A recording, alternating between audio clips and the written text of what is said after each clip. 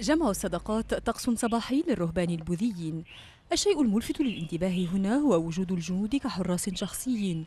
نحن في أقصى جنوب تايلاندا، حيث أودت حركة التمرد بحياة العديد من الضحايا بما فيهم رجال الدين.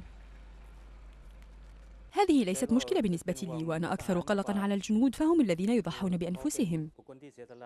لكن هذا ليس دائما صحيح. في الهجوم الذي وقع في يناير الماضي أصيب 4 جنود وراهب.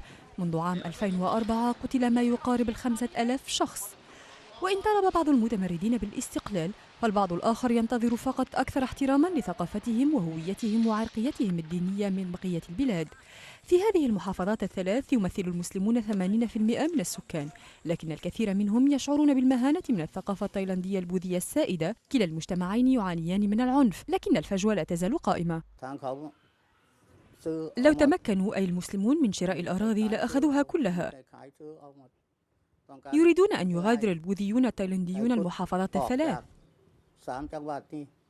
إحدى أجوبة الحكومة كانت تكثيف الوجود العسكري، فاستقر الجيش في المعابد محولا إياها إلى ثكنات عسكرية. هذه تأوي كتيبة بأكملها. هنا عدد الجنود أكثر ب10 مرات من عدد الرهبان، ما يغذي فكرة الارتباط الجوهري للدولة بالبوذية التايلاندية. يمكن أن يعتقد المسلمون أنه تم إرسال الجنود إلى هنا لقمع المسلمين. لديهم شعور بأنهم وضعوا على جنب من قبل السلطات. لكن نفي الجيش حيازه لأحد الجانبين ورفض فكرة الصراع الديني. هذا لا يعني أننا هنا للقتال، هو مجرد مأوى.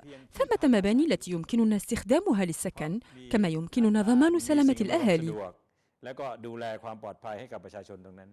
ومع هذا لا يوجد أي جندي في المساجد، وليس من المرجح أن يهدأ التوتر طالما يبدو أن قوات الأمن فضلت جانبا على الآخر.